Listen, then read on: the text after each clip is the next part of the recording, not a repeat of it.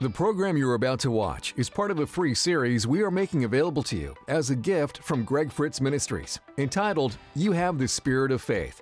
Visit gregfritz.org to download the MP3s and watch the streaming video for free by entering code FREE at checkout. Are you tired of hearing bad news? Tune into the good news of the gospel. Welcome to Good News with Greg Fritz. Hello, I'm Greg Fritz. Welcome to the Good News program. We are right in the middle of our teaching that I've entitled, You Have the Spirit of Faith. We have been talking about faith from this angle for a few episodes. I love the message of faith. There's never been a better time to walk by faith than right now.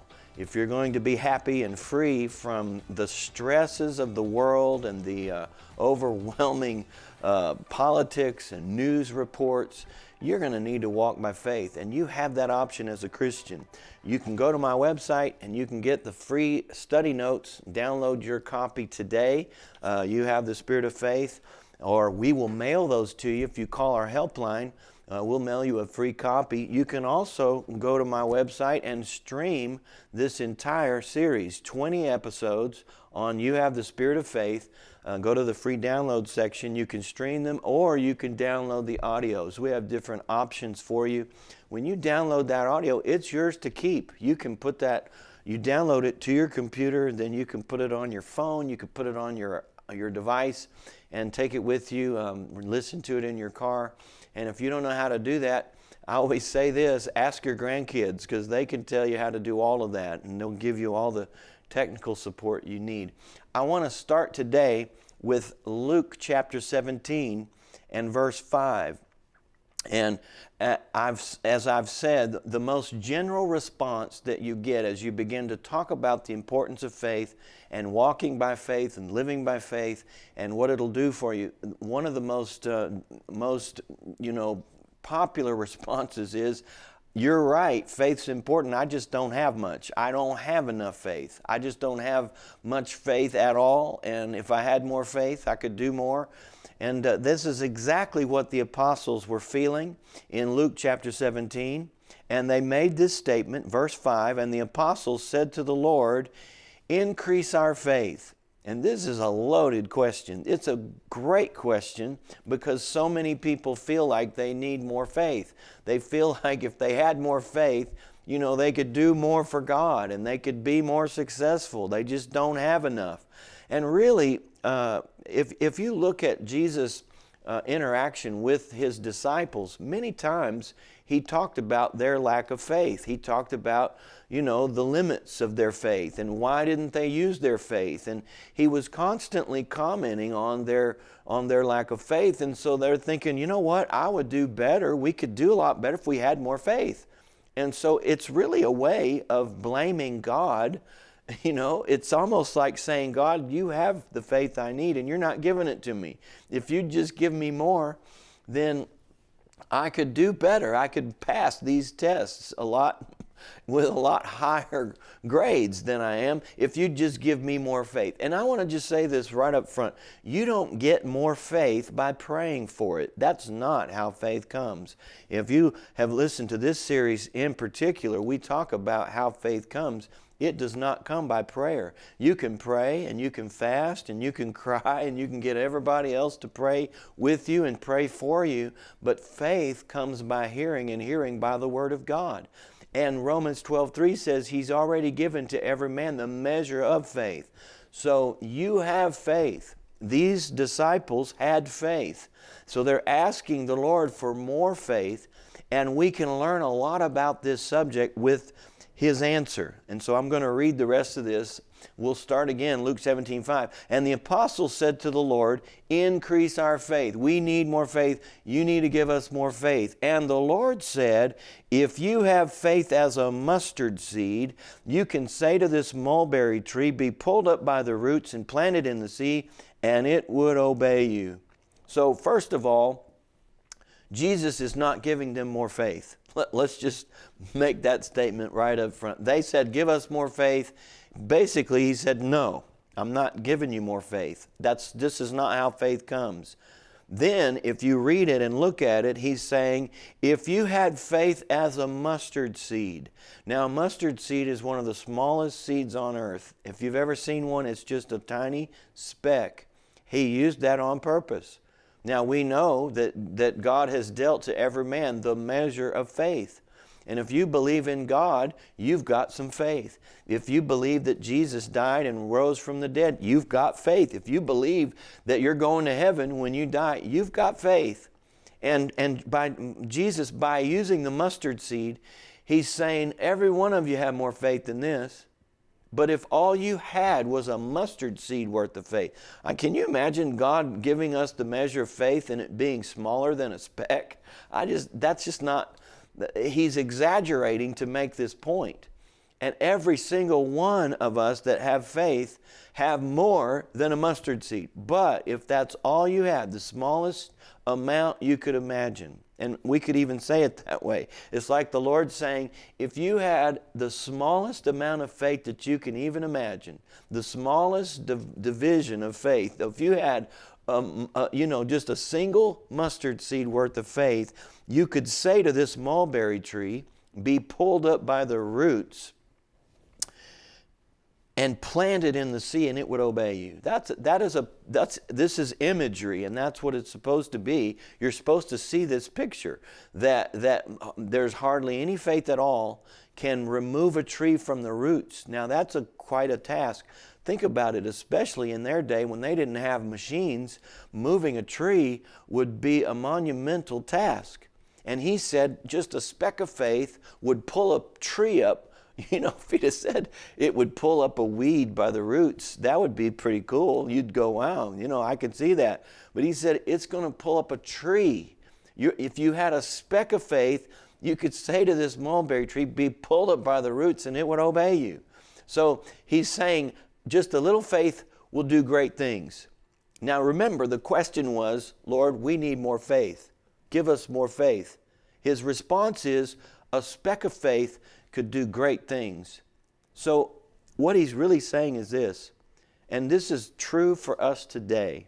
For all of you who felt like you don't have enough, or you wish you had more, you could do more if you had more, here's what Jesus is saying. He's saying to his disciples, you guys don't need more faith. You think you need more faith. You don't need more faith. What you need is to use the faith you've got. Because you've got more than a speck of faith, and you're not moving a weed. You're not moving a molehill.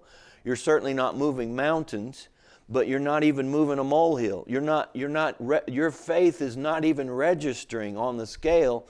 And your exploits of faith aren't registering because you're not using the faith you have. And that is the case.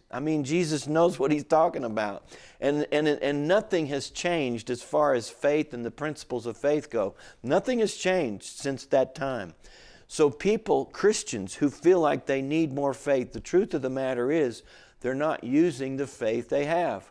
And if you don't use the faith you have, getting more faith is not going to change anything. That'd be like saying, I have a car at home in the driveway. It's a 4-cylinder car. Or you could say, and it's a new car, brand new car in good working order. It was driven from the dealership to my house. Everything is fine with that car. And it would be like somebody having that car in the driveway saying, you know what, if I had a bigger car, I could drive to work. If I had more horsepower, I could get to work. I just need more car. I just can't. And then every day, instead of getting in the car and driving to work, they walk to work. And every day thinking if I had a bigger car, then I could drive to work. But this small car, I can't get to work in this small car. I need more. You can get to work in a 4-cylinder car. You can drive that car to work. If you don't drive that car to work, and we give you a bigger car, and you don't drive it either, nothing's going to change.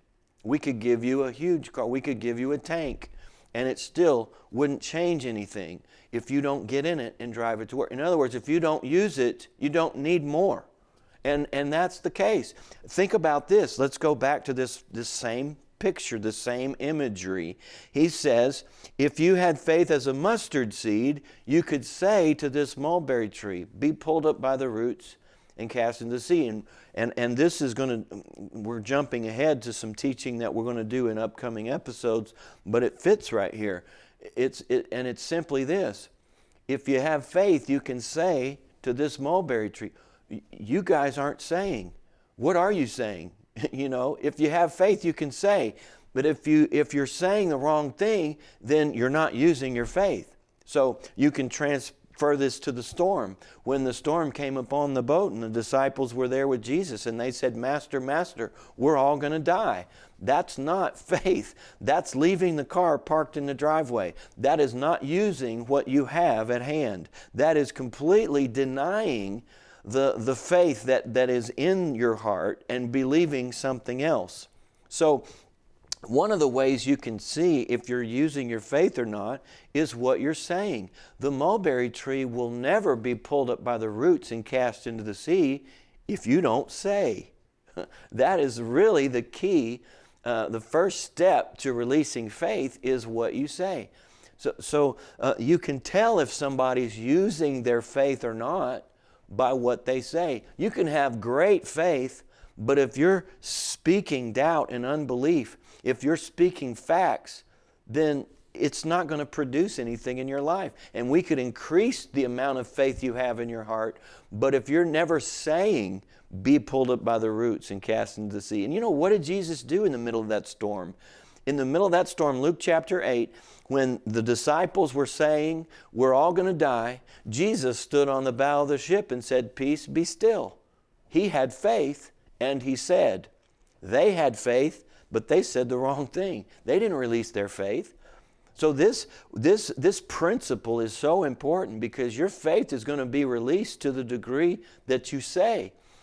So if you're watching, let's just talk about it in natural, modern terms. If you're watching the news today and you're saying, man, things are bad. I mean, this is bad, and this happened, and that happened, and so-and-so said this, and they're going to do this, and this is happening in politics, and this is happening in the economy, and this is happening in the weather, and this is happening in the health industry, and if you begin to say all of that, your faith is going to sit in the driveway and do nothing for your life.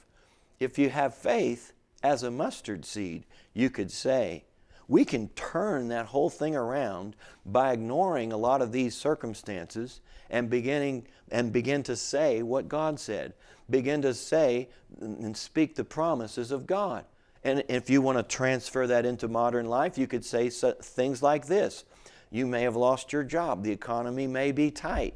Things may be locked down and shut down, and your source of supply has been cut off.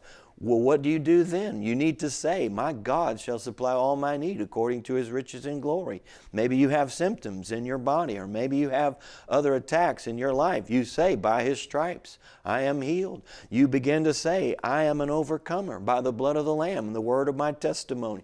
You begin to say what God said. Hebrews 13:5, talks about how He has said, God has said, I'll never leave you nor forsake you, so that we may say, God is my helper. I will not fear what man can do to me.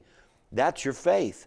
Now you may have a 4-cylinder car. You may have a small measure of faith. You may not have used much faith at all since you became a Christian. You may have left it parked in the driveway. But you can say, Jesus told us that you could do it. The Bible tells us that you can do this. This is for you.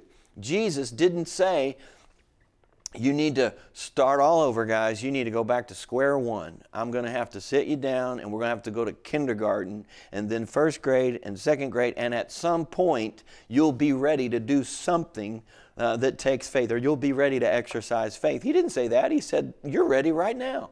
Your problem is you're not using it. And the way I can tell you're not using it is because you're not saying it. And I mean, this is such a principle. In fact, I have a whole series that I've called Faith Speaks, because this is what faith does. Man, if faith is not speaking, it's not faith. But look at the examples of success in the New Testament. And you can see that these people were doing this, they were using this principle.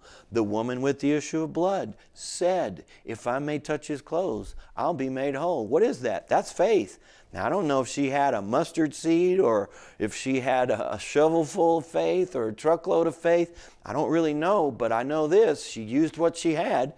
In fact, you don't really see people waiting till they get to a certain level.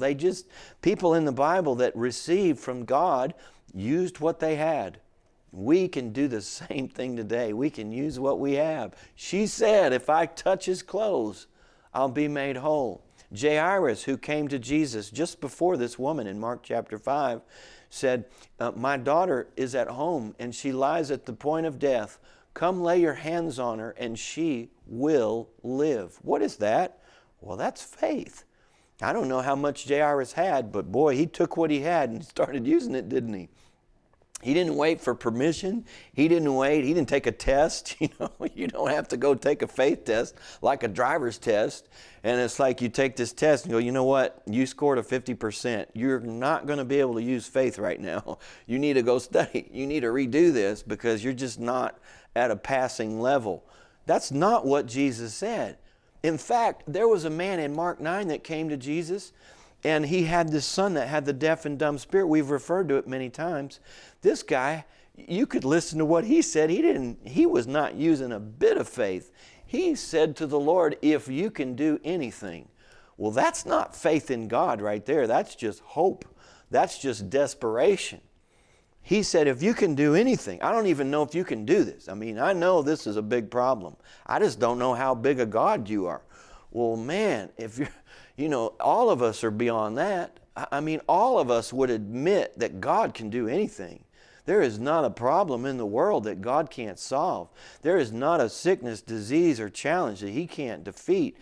Surely we all believe that. This guy, he didn't even believe that. And how do you know he didn't? Because what he said, if you can do anything, please have compassion on us and help us. And Jesus said, if you can believe. He didn't say, man, you don't have anything to work with. Go home. Don't bother me. Go home and do your faith homework and take some tests.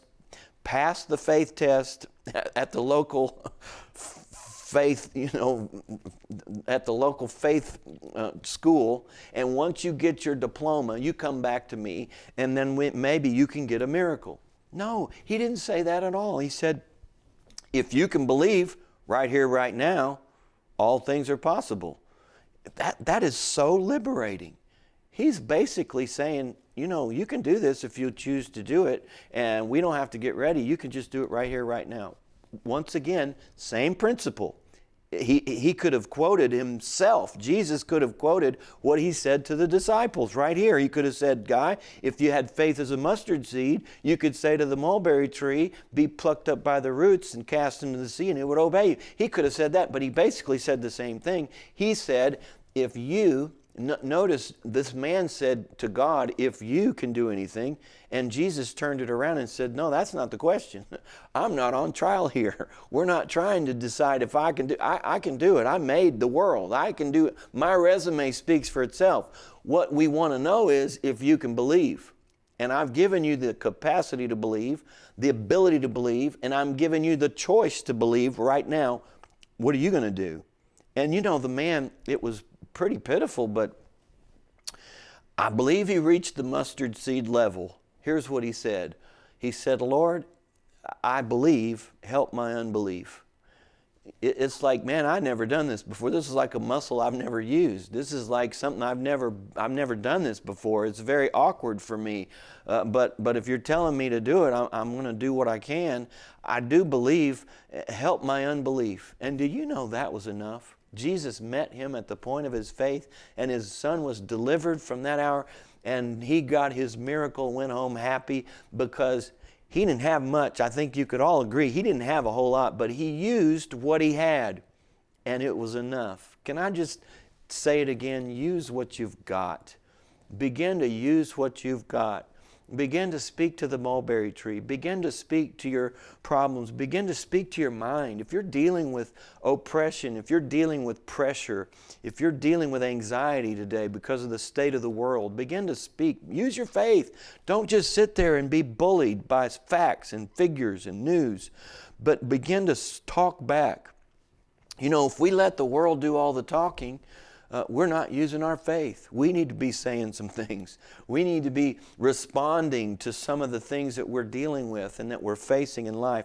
I got to give you another one, and we're going to have to continue this, obviously, on our next episode. But Matthew 17:19, this is the same instance in Mark 9 where the father brought the son that had the deaf and dumb spirit. This is right after the father said, Lord, I believe, help my unbelief. Jesus delivered his son. The disciples came to Jesus and they said, Jesus, we prayed for this boy, and why couldn't we get him delivered? I mean, the disciples had been out delivering, getting people healed and delivered. He sent out the 12, Jesus did, and then he sent out the 70, 2 by 2, and they were seeing healings and miracles. He sent them out to preach the gospel and heal the sick. And so they were doing it. In fact, they had come back to him and said, even the demons are subject to us in your name. And so, but in this case, nothing happened. They prayed and nothing happened. And so, until Jesus got there. And so they came to Jesus, verse 19, this is Matthew 17:19. And then came the disciples to Jesus and they said, why couldn't we cast him out? And then verse 20, and Jesus said to them, because of your unbelief. So there it is. It's like they had faith, but they weren't using it. That's what unbelief is. It's believing something other than the promise of God, something opposite or contrary to what God said. So he said the reason you couldn't do it, notice, he didn't say you didn't have enough power, you didn't have enough anointing, you needed to come get me so I could reinforce you. No, he said it was simply because of your unbelief. Unbelief limits what God can do in any situation. And now, notice again, he starts using this symbolism. He says, for verily I say unto you, if you have faith as a grain of mustard seed. So this is another time when he said, all you need is a speck of faith. But now the stakes are higher. Notice what he said here. If you had faith as a grain of mustard seed, you could say to this mountain, remove hence to yonder place, and it shall remove, and nothing shall be impossible to you. Isn't that powerful? So we went from Luke 17 from trees now to mountains. He's saying, man, you guys have more potential than you have any idea, and you're not using it. You know, they say that, I don't know how in the world that scientists say all these things, but they say that the human, person, the average human uses 10% of their brain. Now, I believe I'm using more than that, but that's insulting to me. But whatever the case, they say, and everybody repeated that for years, that we use 10% of our brain. And this is what Jesus is really telling them about their faith, is that you're just not using your faith. In fact, you're not using any of it. I mean, we use 10% of our brain and 0% of our faith most of the time. And then we want to whine and cry and ask God, why me? And why don't you do something? And God's saying, look, you've got potential. You need to put it to work for you. You need to use what you've got. So once again, I was going to call this teaching seeds, trees, and mountains, because that's really what Jesus is talking about, is mustard seeds, trees, and mountains. And it's amazing that he would compare a mustard seed worth of faith to a full-grown tree. And it's mind-boggling that he would compare a mustard seed worth of faith to moving a mountain. I mean, you'd at least think he'd have to go up to an acre in size. If a mustard seed worth of faith could move a tree, then you'd have to have an acorn or a coconut to move a mountain. No, he said, if you just used what you had, you could have trees moving, mountains moving, your whole life would change. And trees and mountains represent circumstances, challenges, obstacles, anything that's troubling you, standing in your way. The Bible talks about, Jesus is telling us, he went on to say, and nothing shall be impossible unto you. Well, if nothing is impossible to people who have a mustard seed worth of faith, then that includes us. We are not going to face something that we are not ready to overcome. You know, once again, I'm reminded of R.W. Shambach. And if you haven't heard R.W. Shambach, he was a great preacher.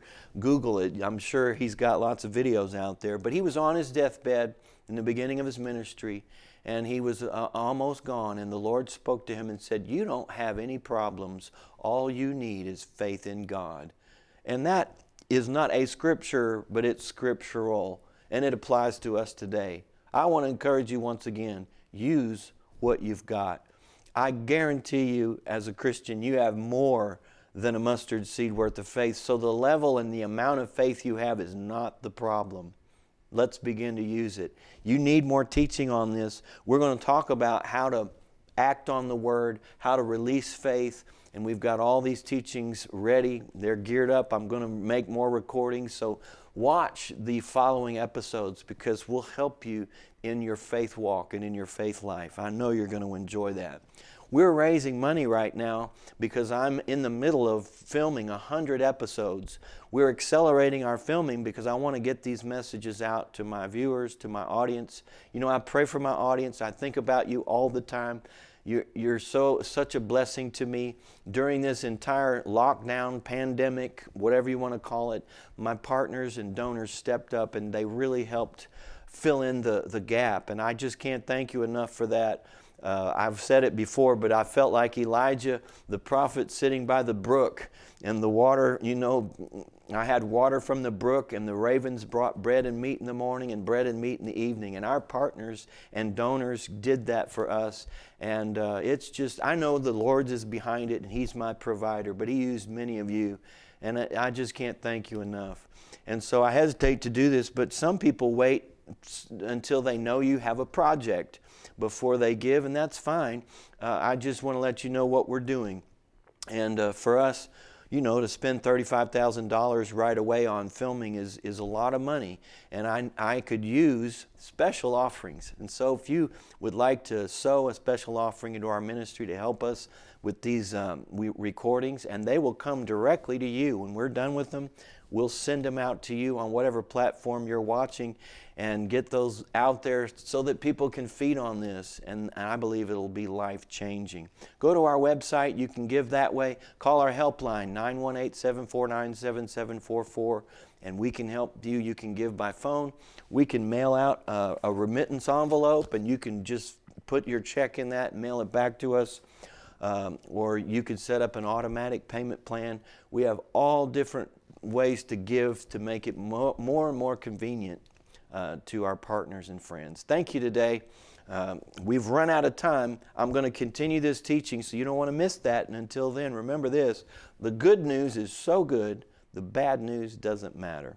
To order your copy of this series, call our helpline at 918-749-7744 Monday through Friday from 8 a.m. to 4 p.m. Central Time.